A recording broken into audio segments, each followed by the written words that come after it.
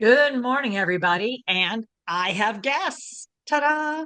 And the guests have something with them. So this morning I have Tim and Tanis Roberts, and what they have with them is called Echobox. So, hey y'all, how are you? We're doing great. Thank you so Doing much. great. That's good. Okay. We were talking a little before we came online and whether you were here, here, or here. And usually you're like, here, going Yeah. here, working Mm, here. Yeah. yeah. So now I'm in North Carolina and you're in, Calgary, Alberta, Canada. see, So, they're up there in Canada. See, yeah. this is now I was just up, not in Calgary, I was up in Alberta, Winnipeg. Yep. Okay. Yeah. Manitoba, that's Out where of I was. Manitoba. You're Okay. in Alberta. I'm in Manitoba. I've been Right. many places in Canada. So it's like, which one was I in? Which of those provinces? It's And hard you to just keep come track into of the where you're at. airport and you go into the city. You don't get to see a whole lot of what else is out there, except when you're flying it. So you guys have created something. So let's talk a little bit about what you've created, and then we'll talk about why. So Sure. what is Echobox? What's going on there? Well, Echobox is a service that takes the magic of storytelling and memory keeping and puts it in a safe, ad-free realm for you as an individual or as a member of a family to enjoy, or if you're on a care team, or if you're an individual speech therapist, music therapist, rec therapist sort of thing, you can kind of use it at whatever level you like. And it's all about preserving people's comforts and preferences and using these lovely little tidbits about life to raise quality of life and elevate the care that teams can deliver.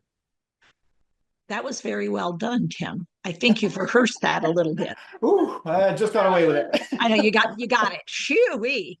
So if let me see if I get this. So this is a way that we can take what somebody has, the ability that they have, or some piece of them, something, and you're going to show us a little bit more, but it allows us as a team to capture that. And then you provide the storage space where we can store it and then have access to it back and forth and back and forth.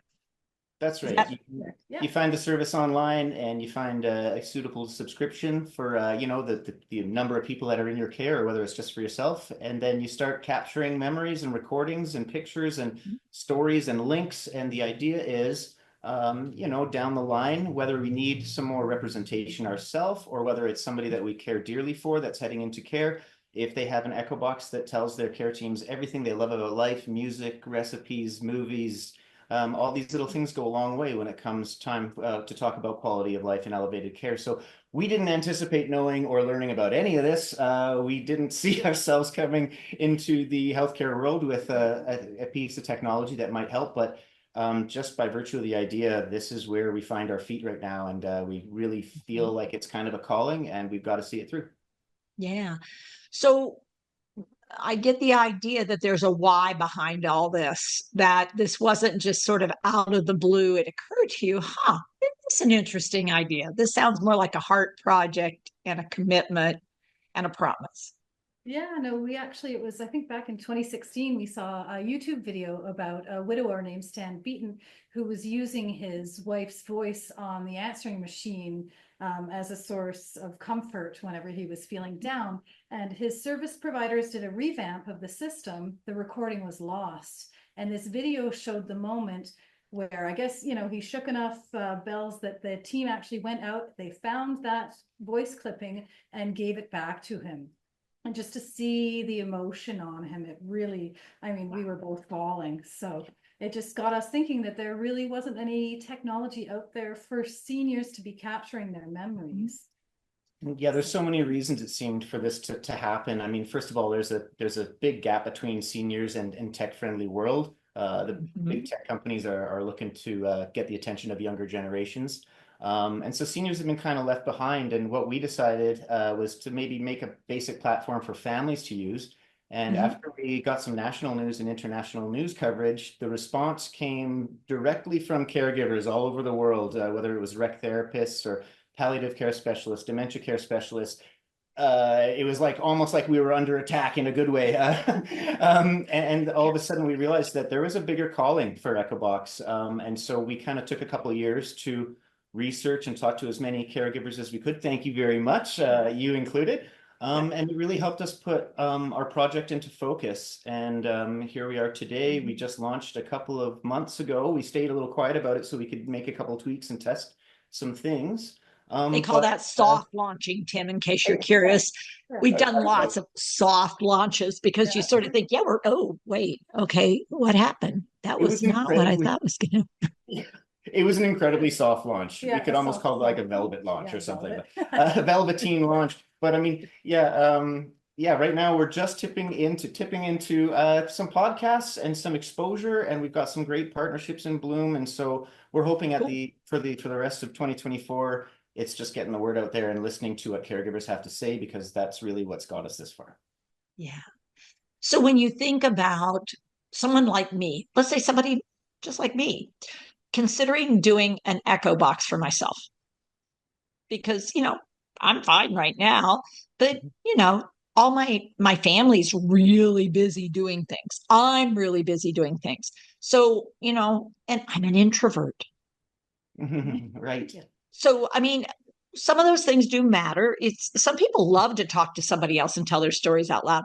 Some of us are more journalers. Some people are more watching the videos. Some are more, like I have all these recipes and like all these like pictures of places I've been and what was going on. But, I'm not necessarily like, oh, let's spend Saturday evening talking about a trip I took to Salzburg when I was 16, That's right. No, we're kind of anticipating a lot of the capturing being done by family or by caregivers with that extra oomph and that are dedicated to a higher quality of life.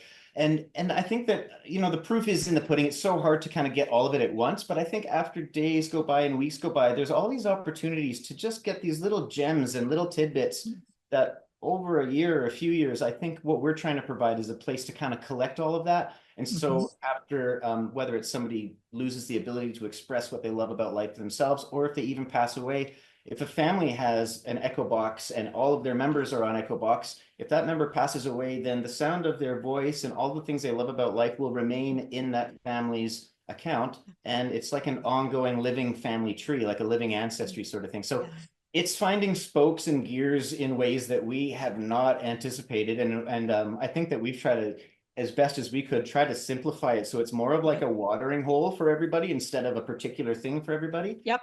And so far so good, but again, we'll have to see what the next couple months have in store for us. Well, I mean, this is obviously a labor that's built with love, but it's also built with skill, and it's built with awareness of the complexity of life, and that there are lots of reasons you'd want a place that's a safe space that we can hold things. And one that I think people out in the world don't tend to think about is, what if I, the care partner, suddenly wasn't around anymore?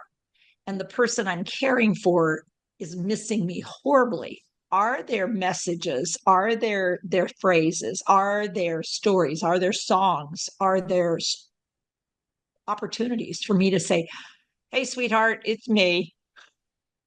The one who tells you that it's time for dinner.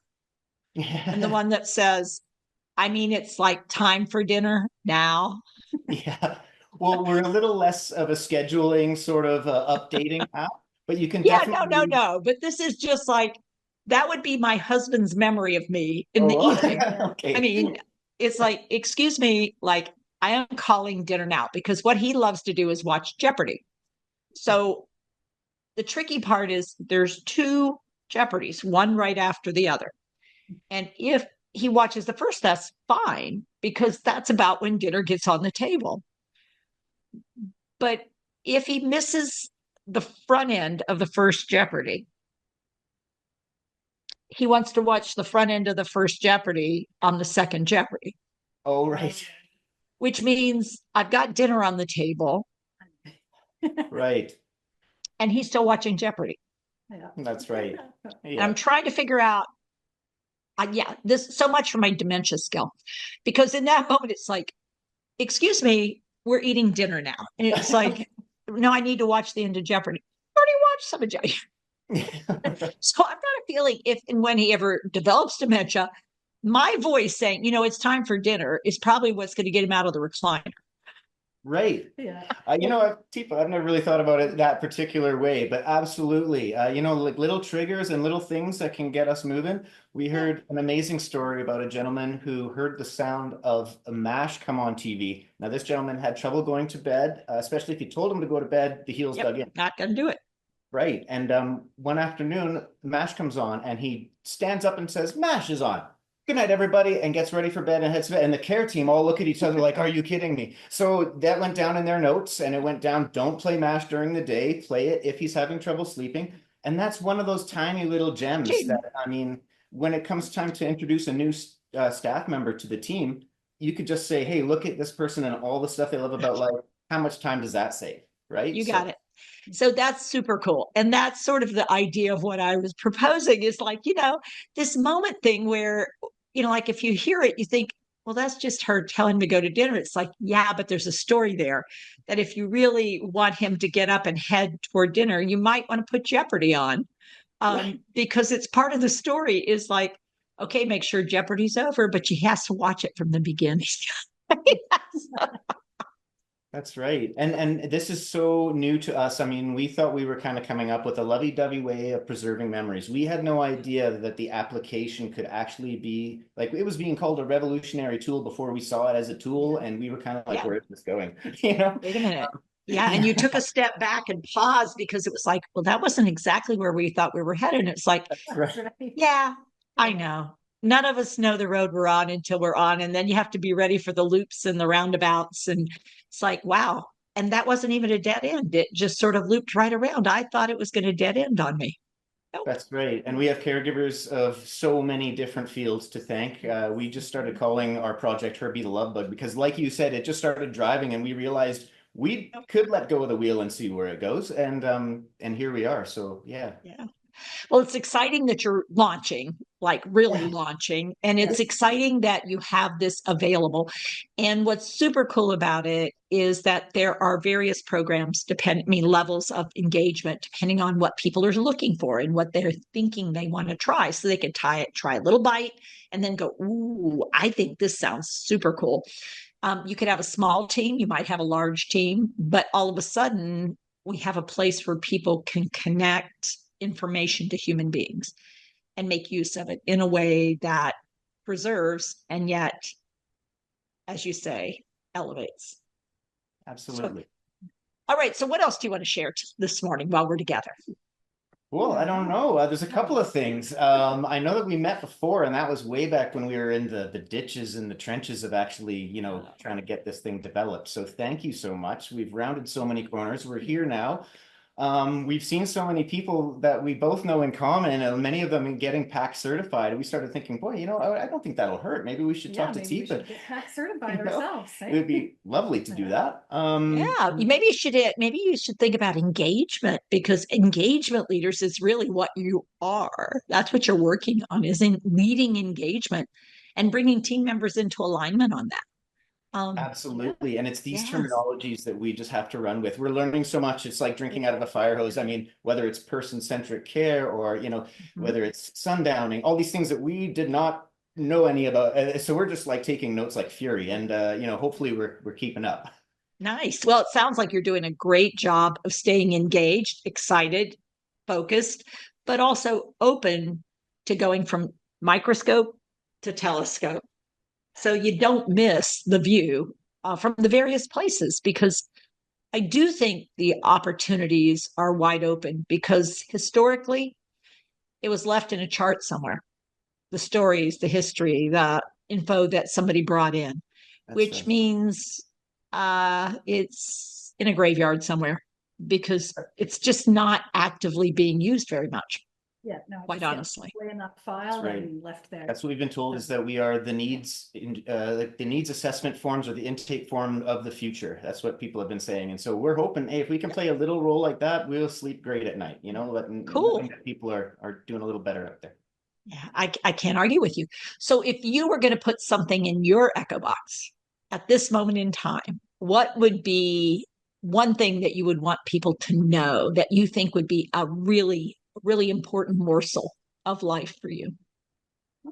For me, I think it would be, I guess, camping journeys, because those are really important to us because we go out camping, especially just as a family with us and our two girls. They're growing up so fast. Yeah, and so just being out there in nature and being together as a family away from the house, it really connects us a lot more together. So for sure. I think when I think about what I want to have in my Echo Box, it's really what I want to leave behind for my kids. You know, what I want to have them kind of be able to go through at their own pace instead of you know, through a photo album or through a video. They can just search at their own leisure and pick and choose what they want to hear me talk about or write about or whatever I've done in there. So yeah.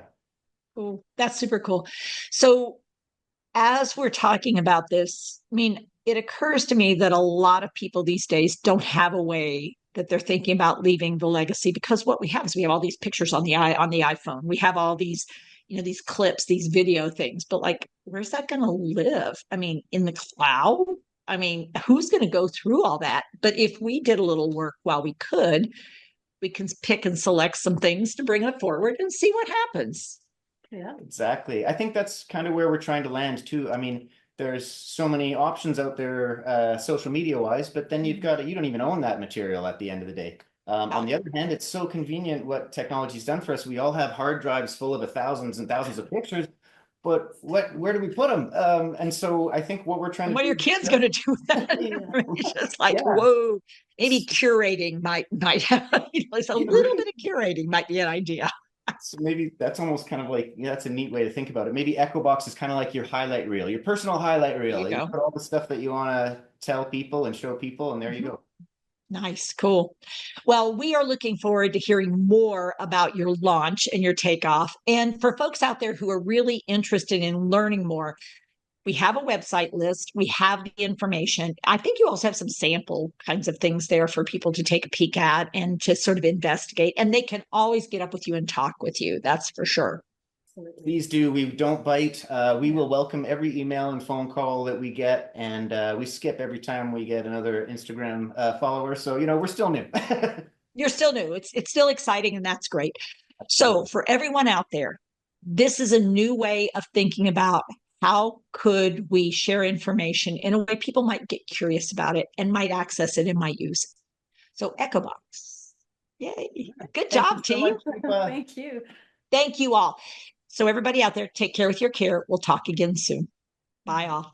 Take care, everybody.